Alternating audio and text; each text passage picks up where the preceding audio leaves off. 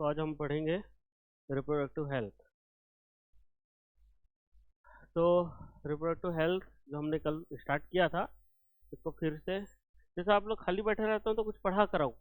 पुराना इतने सारा चीज़ बचा हुआ है, उसको भी पुराने कॉपी को भी पढ़ लिया करो। हाँ, क्लास होगा तभी पढ़ेंगे ऐसा नहीं है, जहाँ भी समय मिले वहाँ पर पढ़ो। हाँ, ठीक है।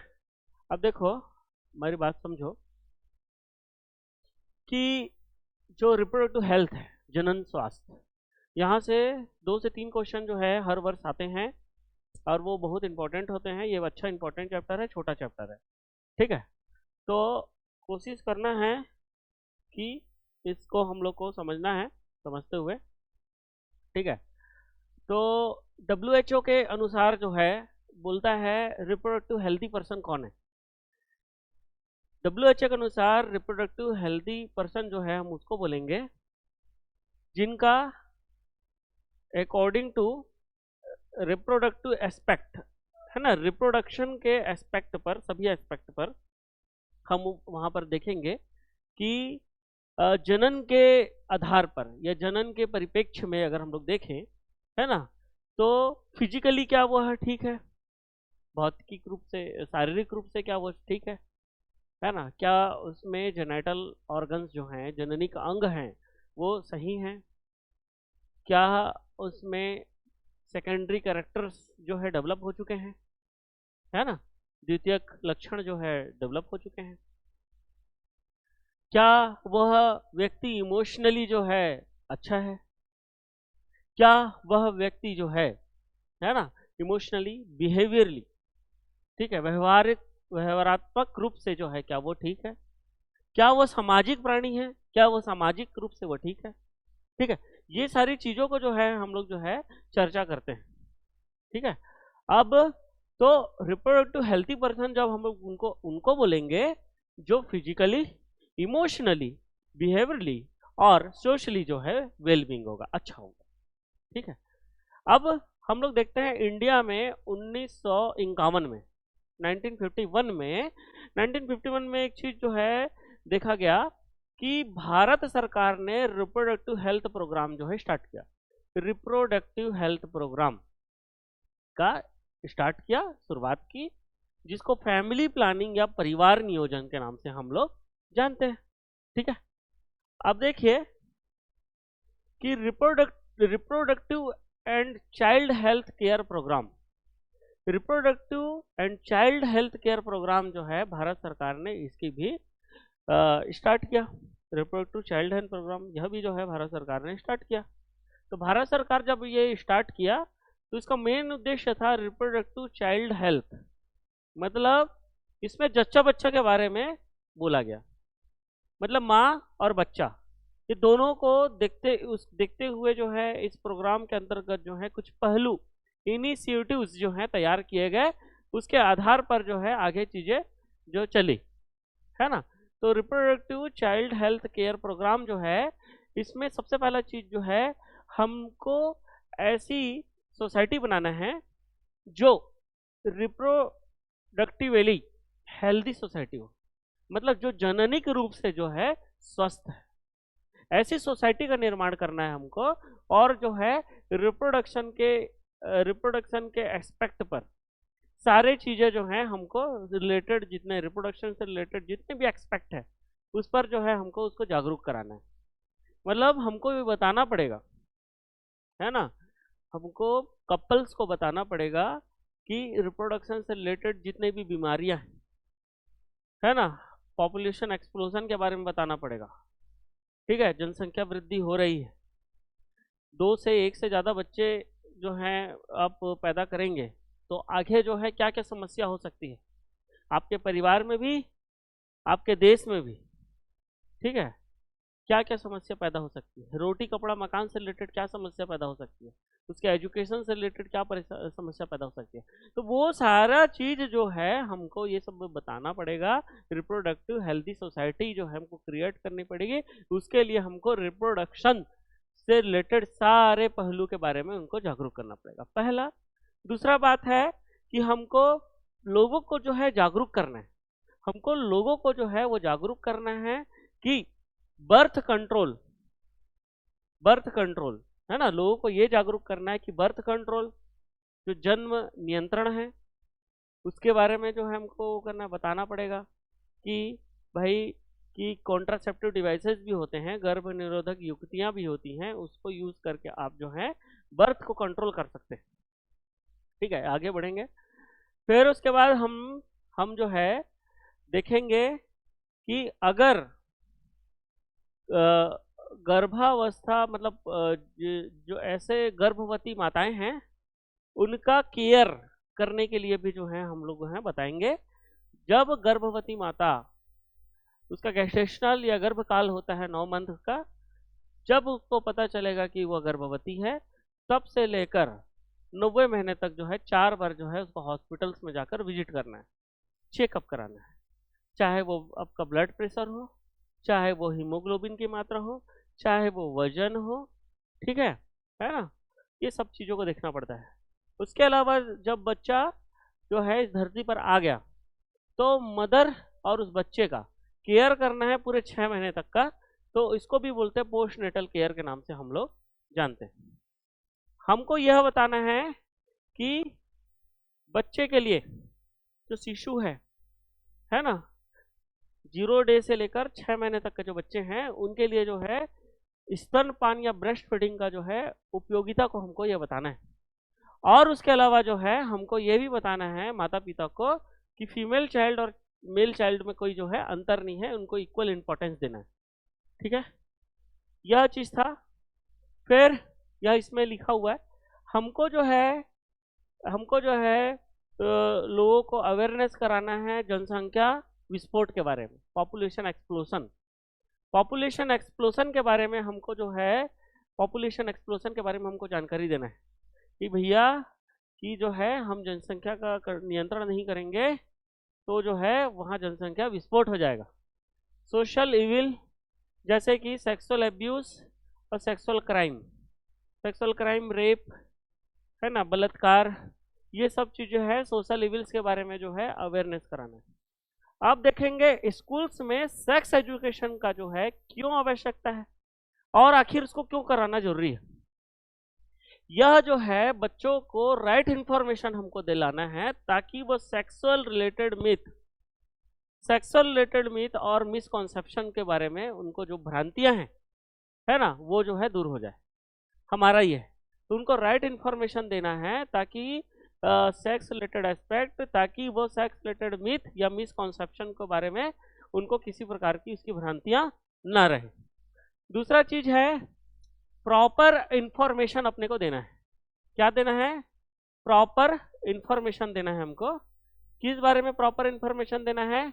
कि रिप्रोडक्टिव ऑर्गन्स जो हैं है ना, जो जननी का अंग है, गर्ल्स हैं बॉयज हैं दोनों को जो है प्रॉपर, जैसे रिप्रोडक्टिव ऑर्गन्स के बारे में बताना है ना।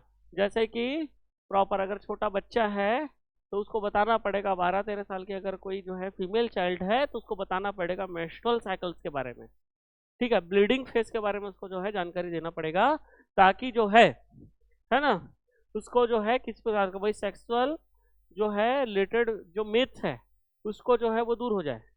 ठीक है, जो फीमेल हैं गांव की जो महिलाएं हैं उनको जो है माहवारी के दौरान जो है साफ सुथरे कपड़े यूज करने का या फिर सैनिटरी पैड यूज करने के लिए उनको जो है हमको अवेयरनेस कराना है। एडोलसेंस मतलब कि जो है वो यौनारंभ प्यूबर्टी उसके बारे में बताना है कि क्या क्या जो है लड़के में चेंजेस होता है, क्या क्या लड़कियों में चेंजेस होता है। ठीक है, रिलेटेड चेंजेस को। सेफ और हाइजेनिक सेक्सुअल प्रैक्टिसेस के बारे में बताना है। जो भी जो है सेक्सुअल कांटेक्ट होगा, इंटरकोर्स होगा, उस दौरान जो है कॉन्ट्रासेप्टिव डिवाइसेस जो हैं, बैरियर मेथड हैं, ये चीज़ों का यूज़ करना है ताकि सेक्सुअल जो ट्रांसमिटेड डिजीजेस से जो है व्यक्ति जो है दूर रहे या उसको ना हो, एड्स ना हो, एसटीडी ना हो, एसटीडी सेक्सुअल ट्रांसमिटेड डिजीज। ठीक है, फिर हम देखें पॉपुलेशन स्टेबलाइजेशन के बारे में हम लोग बात करते हैं। पॉपुलेशन स्टेबलाइजेशन में हम लोग देखेंगे कि 1900 में विश्व का जो जनसंख्या था वो 2 बिलियन था। कितना था भाई? 2 बिलियन था। सन 2000 में यह जो है 6 बिलियन हो गया, और 2011 में यह जो है 7.2 बिलियन हो गया, है ना। पॉपुलेशन स्टेबलाइजेशन में अगर हम लोग देखें, 1900 में पूरे विश्व की जनसंख्या थी कितनी? 2 बिलियन। 2000 में 6 बिलियन थी, 2011 में 7.2 बिलियन है, ठीक है। फिर उसके बाद इंडिया की बात करूं, इंडिया में, भारत में 1947 में, भारत में जब भारत जो है आजाद हुआ था, उसी दौरान भारत का जनसंख्या 350 मिलियन था। भारत का जनसंख्या 350 मिलियन था, और सन 2000 में यह संख्या जो होता है 1 बिलियन हो गया, 1 बिलियन, ठीक है। और 2000 मई 2011 का सेंसेक्स के अनुसार जो है यह जो है 1.2 बिलियन हो गया, ठीक है।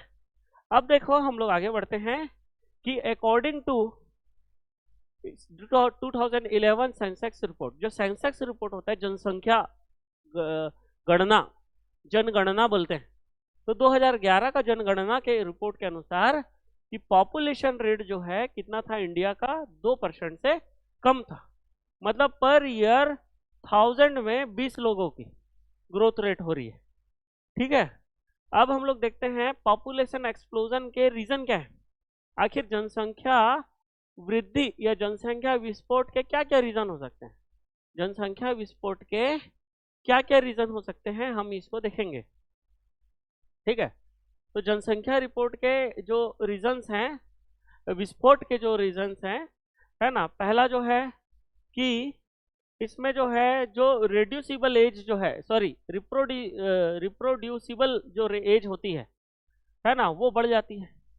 तो नंबर ऑफ रिप्रोड्यूसिबल एज जो होता है ना, वो बढ़ जाती है। रिप्रोड्यूसिबल एज की बात अगर मैं बोलूँ तो जो नंबर ऑफ रिप्रोड्यूसिबल एज जो होती है, जो ऐसा एज जिसमें जो सेक्सुअल सेकेंडरी सेक्सुअल कैरेक्टर जो है वो डेवलप हो जाए, ठीक है। मतलब ऐसा एज जिसमें जो सेकेंडरी सेक्सुअल कैरेक्टर जो है वो क्या होता है? डेवलप हो जाए, पहला चीज, है ना। तो इसको बोलेंगे रिड्यूसिबल एज, जिसमें व्यक्ति जो है मतलब सक्षम होगा रिप्रोडक्शन, सेक्सुअल रिप्रोडक्शन करने में। तो ये एज से, इस एज में जो है कि इस एज ग्रुप वाले की संख्या बढ़ गई, तो बर्थ कंट्रोल जो होना चाहिए, है ना, वो रुक नहीं पाया। तो ये कारण है, क्या है कि जनसंख्या विस्फोट होने का। दूसरा कारण है rapid decline in death rate. Death rate में जो है अचानक से कमी आ गई, जैसे मैटरनल डेथ रेट, है ना, मैटरनल मोर्टिलिटी रेट, MMR बोलते हैं, जिसे माताओं की जो है मृत्यु हो जाती है गर्भावस्था के दौरान, ठीक है, गर्भकाल के दौरान, ठीक है।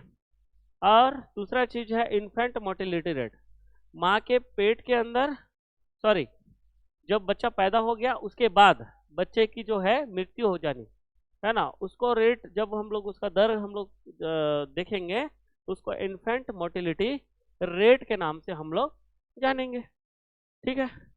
दूसरा चीज है कि impacts of population explosion. Population explosion, जनसंख्या जो विस्फोट है उसके क्या इम्पैक्ट पड़ रहे हैं, जनसंख्या विस्फोट के क्या प्रभाव पड़ रहे हैं। तो जनसंख्या विस्फोट के क्या प्रभाव पड़ सकते हैं सोसाइटी पर, जो है जनसंख्या विस्फोट के सीधा जो है रोटी, कपड़ा और मकान पर जो है प्रभाव पड़ेगा। जनसंख्या जितनी बढ़ेगी उसको रहने के लिए जगह नहीं मिलेगा, खाने के लिए नहीं मिलेगा, पहनने के लिए कपड़ा नहीं मिल पाएगा। तो ये रोटी, कपड़ा, मकान का जो बेसिक नीड है उसमें जो है प्रॉब्लम आएगा, ये इम्पैक्ट पड़ेगा। हम जो है जनसंख्या जो विस्फोट है उसका कैसे हम लोग जो है इसको कम कर सकते हैं, जनसंख्या विस्फोट को हम लोग कैसे कम कर सकते हैं। इसको कम करने के लिए हम जो है सबसे पहले ऐसे कपल को मोटिवेट करेंगे कि आप जो है कॉन्ट्रासेप्टिव जो है डिवाइस का यूज करो, और जो है छोटी फैमिली जो है, छोटा परिवार बनाने का कोशिश करो, छोटा परिवार बनाइए, जिससे जनसंख्या जो है अपने आप जो है कम हो जाएगा। सेकंड जो है, हम जो है उस कपल्स को जो है हम बताएंगे और एक स्लोगन देंगे, हम कपल्स को जो है बताएंगे और स्लोगन देंगे कि हम दो हमारे दो, है ना। दो बच्चे जो है, आप दो हो तो दो बच्चे करिए, ठीक है। वी टू आवर टू, ठीक है ना।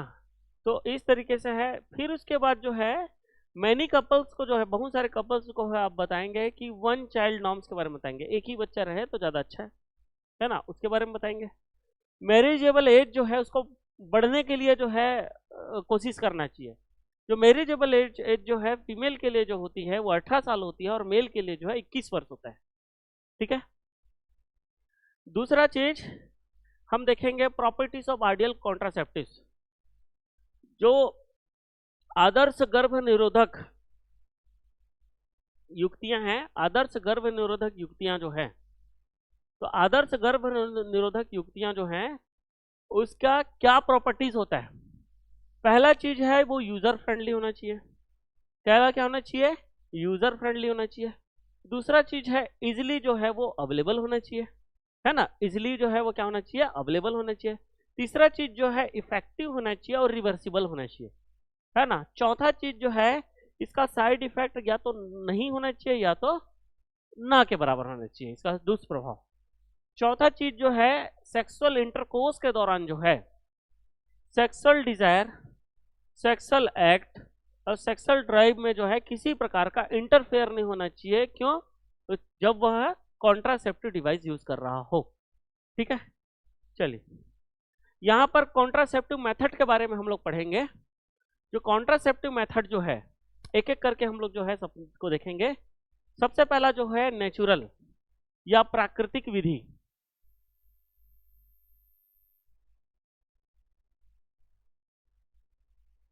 नेचुरल या ट्रेडिशनल मेथड, इसमें जो है पेरियोडिक एब्स्टिनेंस, क्वाइटस इंटरप्टस और लैक्टेशनल एमोनोरिया, ये जो है चीजें रहेगी।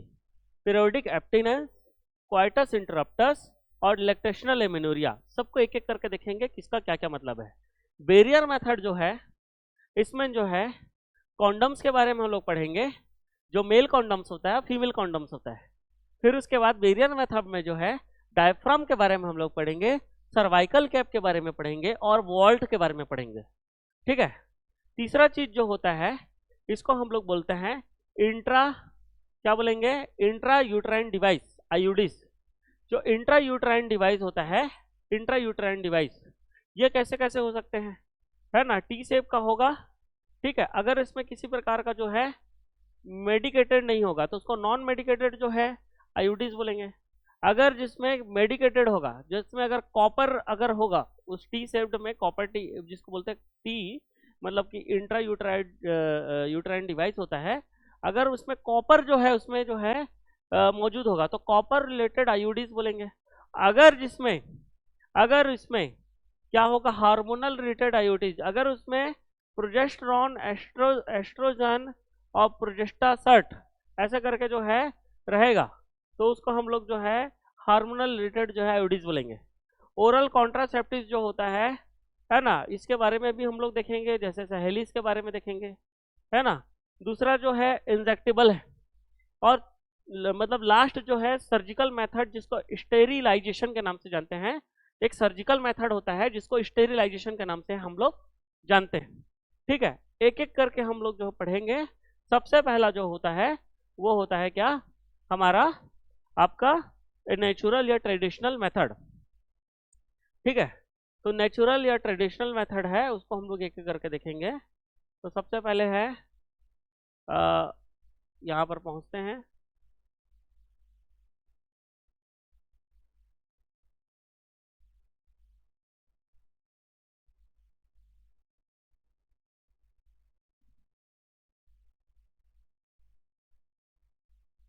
क्या है नेचुरल या ट्रेडिशनल मेथड?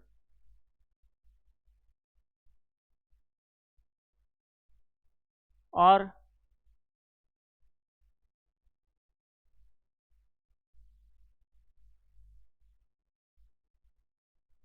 मेथड प्राकृतिक, है ना, एवं पारंपरिक विधियां क्या है। सबसे पहले अगर हम लोग इसको देखें तो नेचुरल जो मेथड्स जो होते हैं, ये क्या प्रिंसिपल है, इसमें प्रिंसिपल है ओवम और स्पर्म, उसको हमको मिलने से रोकना। ठीक है, तो हमारा जो इसमें जो है मेन प्रिंसिपल क्या है, इसका जो मेन प्रिंसिपल होता है, कोई भी चीज है उसका प्रिंसिपल होता है सिद्धांत। यह जो विधि है किस सिद्धांत पर होगी, यह जो विधि है किस सिद्धांत पर कार्य करेगी। यह जो विधि है, जब ओवा और स्पर्म जो को जब हम यह इस सिद्धांत, इसका सिद्धांत है, इस विधि का सिद्धांत है कि स्पर्म और ओवम को वो मिलने से रोकता है ना। तो अगर उसको हम लोग बोलेंगे कि avoiding chances of ovum and sperm meeting, ठीक है, अवॉइड करेंगे हम लोग, अवॉइडिंग करेंगे किसको, chances of ovum and sperm, ovum और स्पर्म, ठीक है, ओवम और स्पर्म को, है ना, avoiding chances of ovum and sperm meeting. ठीक है, हिंदी में अगर बोलेंगे क्या करना है, शुक्राणु एवं अंडाणु के मिलाप को रोकना, मिलने को रोकना, इसका मेन सिद्धांत है। इसका ये जो है हमारा नेचुरल मेथड जो है, या अपना जो है ट्रेडिशनल मेथड का सबसे पहला सिद्धांत है। ठीक है, तो पेरियोडिक एब्स्टिनेंस मतलब क्या होता है, पेरियोडिक एब्स्टिनेंस, पेरियोडिक एब्स्टिनेंस, तो पेरियोडिक एब्स्टिनेंस जो होता है क्या होता है, ठीक है, तो पेरियोडिक एब्स्टिनेंस के बारे में हम लोग देखेंगे कि मेंस्ट्रुअल साइकिल का जो 10 से लेकर जो है 10वें दिन से लेकर 14वें दिन तक का, 17वें दिन तक, सॉरी 10वें दिन से लेकर 17वें दिन तक का जो है, ठीक है, उस दौरान जो है सेक्सुअल इंटरकोर्स, क्वाइटस बोलते हैं, उसको हम लोग क्या करना है, अवॉइड करना है। ठीक है, तो जब 10वें दिन से लेकर 17वें दिन तक का जो है मेंस्ट्रुअल साइकिल का, जिसको फर्टाइल पीरियड बोलते हैं, तो इस दौरान जो है अगर सेक्सुअल इंटरकोर्स ही नहीं होगा तो वो गर्भ धारण होने की भी जो है संभावना कम होगी।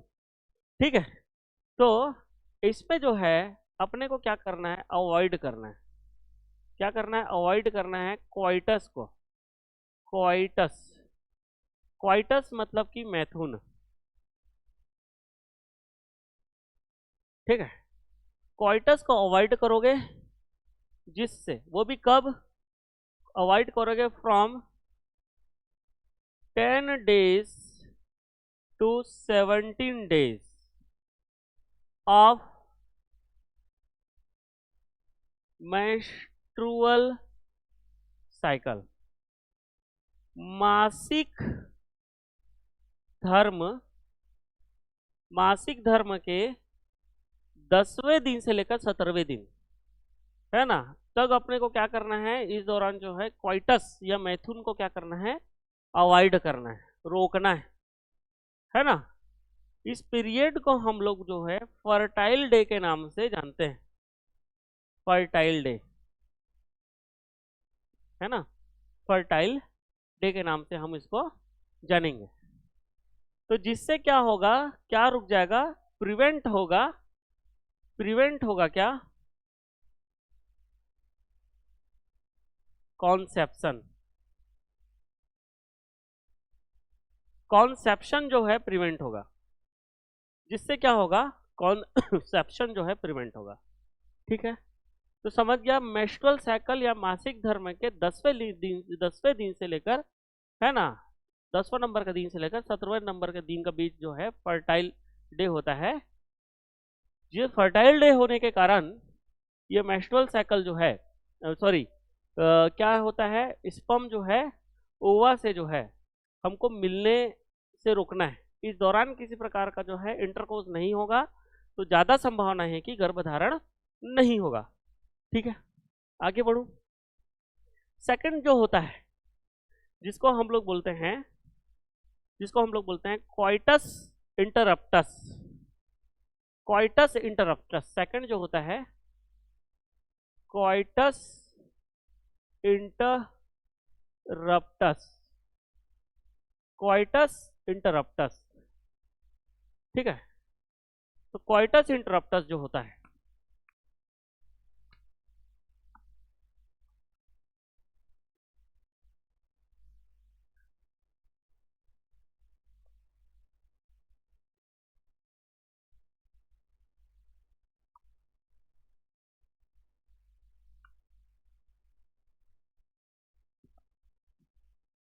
Coitus interrupts.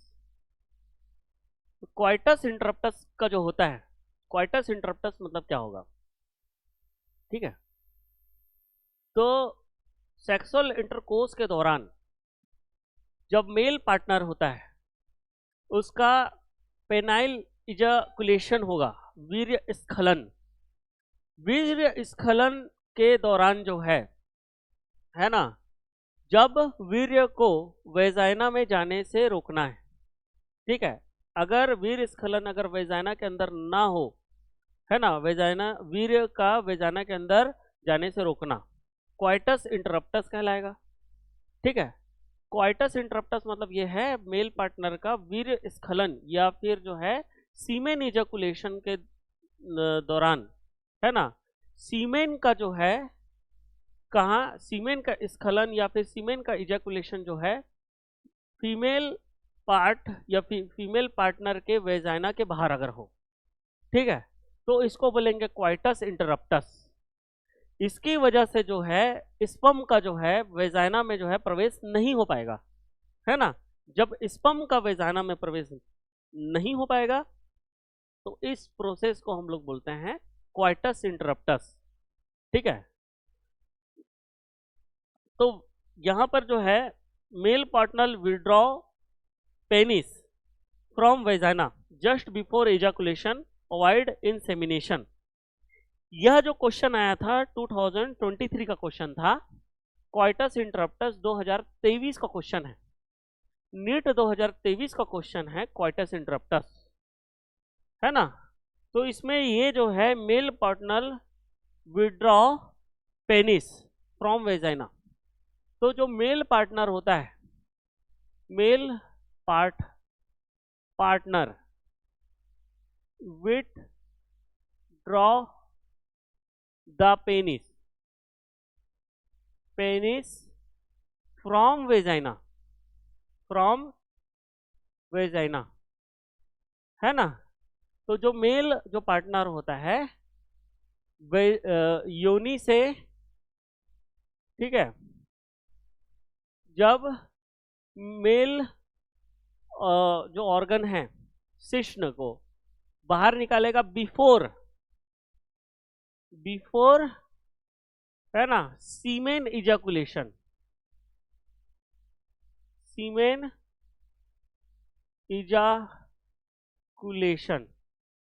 है ना, वीर्य स्खलन से पहले, है ना, सीमेन इजैकुलेशन। ठीक है, जस्ट बिफोर सीमेन इजैकुलेशन,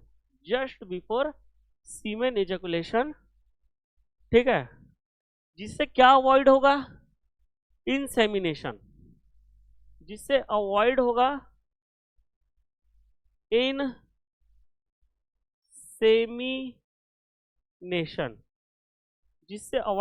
इंसेमिनेशन जो है अवॉइड होगा, इंसेमिनेशन जो है जिससे क्या होगा, अवॉइड होगा।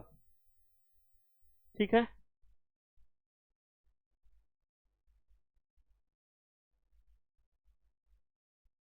जिससे क्या होगा, इंसेमिनेशन जो है अवॉइड होगा। इंसेमिनेशन मतलब जो है जब वीर्य जो है ना, वेजाइना में जो है स्खलित हो जाए, इजाकुलेट हो जाए, है ना, तो उसको हम लोग बोलते हैं, इस प्रोसेस को इंसेमिनेशन बोलते हैं, है ना। इंसेमिनेशन का मतलब ये होता है कि जब वीर्य को हम लोग जो है है ना, मेल पार्टनर वीर्य को कहाँ पे स्खलित कर देगा या इजोकुलेट कर देगा, वेजाइना